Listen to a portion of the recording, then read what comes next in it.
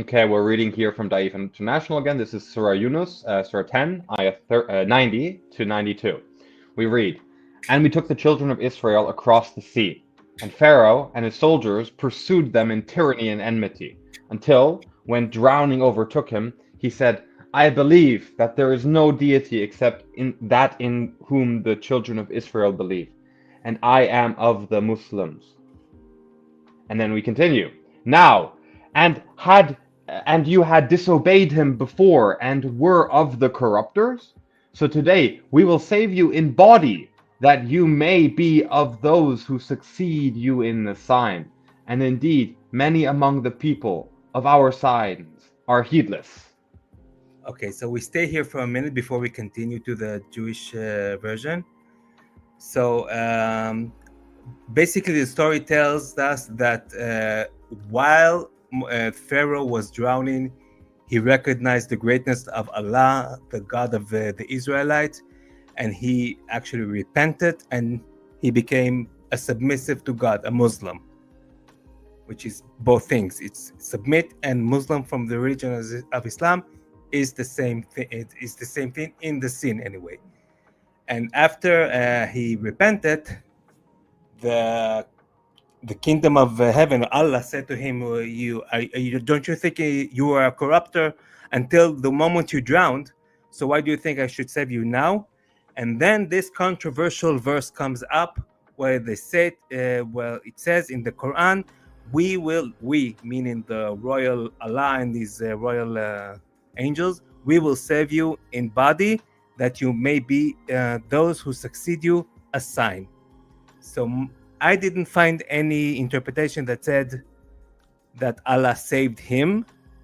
All of them pretty much agree that only his body was saved, unless you know of any other source that says that he was saved. Do you know of any? I don't know. Or I don't know of a source that says that, but actually I will make a comment about the very first verse. So it's talking about Pharaoh, someone who has absolutely nothing to do with the Abrahamic faith, and then the Quran goes, oh yes, and then he became a Muslim. It's exactly the same parallel that we saw on the previous show with Shai like 2 weeks ago, which is on Quranic Inquisition channel. On one of the live streams, and Shai has actually done a video as well on his channel, I think in Hebrew. Very, very nice stuff. And it's the story taken from Solomon and Sheba. And then in the end, the punchline of the whole story in the Quran of Sheba is, yes, she became a Muslim. And it's like, no, that was not the original punchline. It was that she had hairy legs. And in here, somehow, for some reason, also they have to shoehorn Islam into it, and Pharaoh becomes a Muslim. When it's like he has nothing to do with this. In fact, he was the enemy of the Israelites, and for obvious reasons. So it makes absolutely no sense, but it does look like they really tried to shoehorn the concept of Islam and Muslims from other characters that appeared in their book. So same parallel as with Sheba. And to piggyback off what you're saying, JC, that is a pattern we see in the sense of, well, it's not just the Quran, it's every religious tradition attempts to write into history their particular religious tradition. Like, oh yeah, the apostles, they were like Baptists, bro. Like, you know, like that's the faith of the apostles, Baptists, right? But everyone does this. So that's what we're seeing here in the Quranic text as well. We see it in the context of writing in the Bismillah as well into the Mount of Solomon, right, through the letter. Then we see characters like Abraham, and no, I don't know. Abraham also says, "I'm Muslim." I think at one point, I am like he says like I am the Hanif Muslimun or something like that, which is like he's the perfected pagan. And Jacob tells to his sons, "Don't die unless you are Muslims." And, right, exactly. Right, so you're completed or perfected, or that's the word in Syriac. Anyway, the point being here is that they write this tradition back into the past. So we have, you know, Solomon saying it, Abraham saying it. It then takes on this meaning of a Muslim as a proper identifier. That comes later, of course. But it is interesting to see that this ethos, this language, is written back into time. It's like all those people in the past who were super cool. Yeah, they're all on my side. It's like, you know, Abraham was a Muslim. You know, Adam was a Muslim. Your mom is a Muslim. Like everyone's a Muslim. You know, it's very common. No, he was a Muslim. He was a Muslim. He was a Zakar. Abraham was a Hanif is a Muslim. Well, He's a superior Muslim.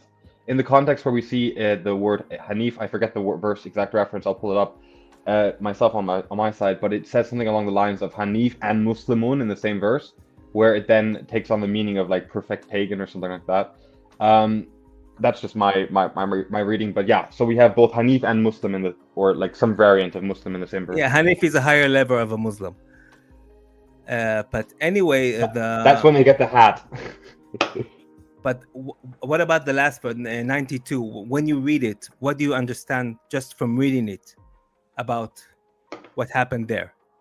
I would say either they're writing this to have some sort of like, oh, we found just in case the esophagus or the mummy of the Pharaoh is found, we can cover our bases and say that he was maybe saved or whatever. No, but it does seem like the language, just purely the language, would suggest to me that I would have to assume that Pharaoh was saved in a living sense.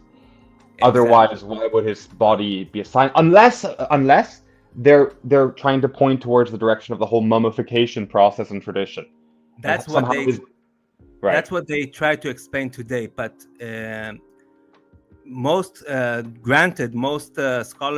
Muslim scholars that interpreted this verse, they all say that only his body was saved, not his life. But while we read in the verse, it says it's actually save you in body. It means you are still in that body and you are saved. And that's what we get from the literal verse itself.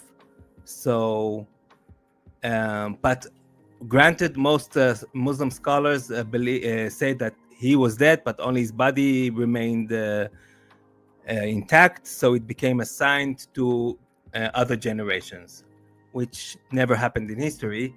But let's go with a scenario that he was saved in his body, like his life was saved, because this has parallels in a Jewish legend.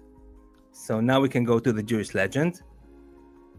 So this is called Midrash Musar, which means it tries to emphasize a moral lesson through the medium of storytelling. So the Rabbi Nehemiah starts with a question, with a statement. Know thou the power of repentance. So he wants to show his students the power, how much repentance has much significant. Even though you commit sin, the power of repentance can deliver you from that sin. And he gives this through this story of Pharaoh, and we'll see what goes on with Pharaoh. So come and see from Pharaoh, king of Egypt, who rebelled most grievously against the rock, the Most High. Rock is one of my fortress is a nickname for God. As it is said, who is the Lord that I should hearken unto his voice? Now, here Pharaoh is arrogant. He doesn't mind the God of Israel. He doesn't care about him. But then the rabbi continue another verse. In the same term of speech in which he sinned, he repented. As it is said, who is like thee, O Lord, among the mighty? So then Pharaoh noticed how mighty God is, and he repented, according to this verse. So the Holy One, blessed be he, delivered him from among the dead.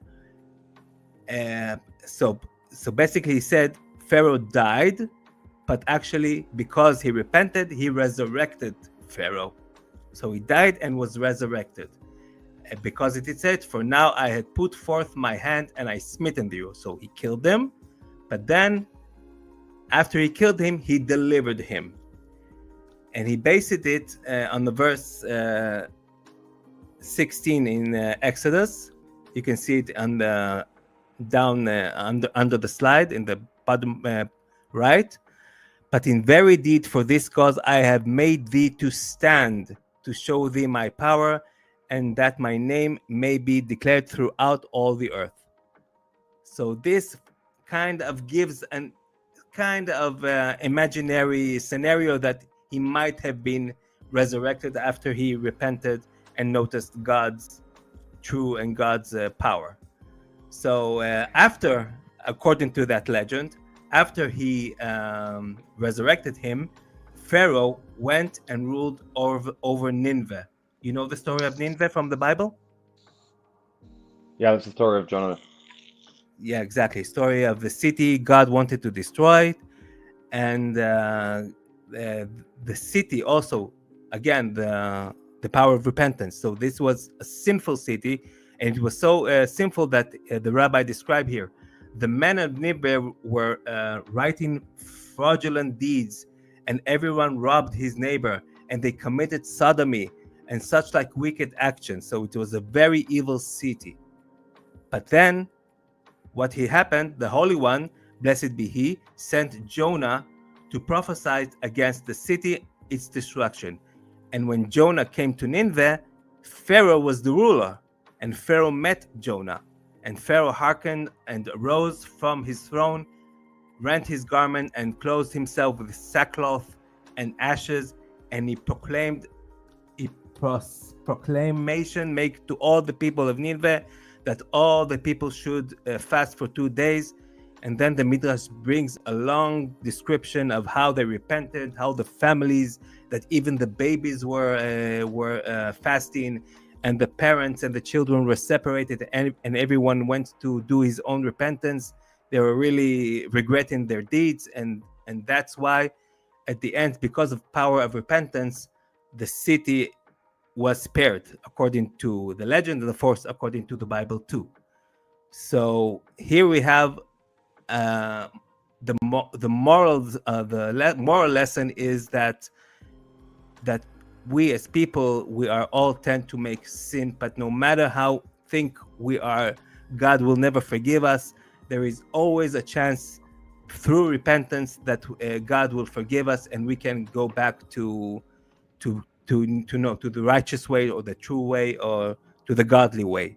So this is the moral lesson that the rabbi wants to put forth through this legend. Now, funny enough, I don't know if it had any connection. Do you know what's the name of the chapter that in the Quran that the verses of Pharaoh repentance is called? No. Well, you can see it in the next slide. Okay.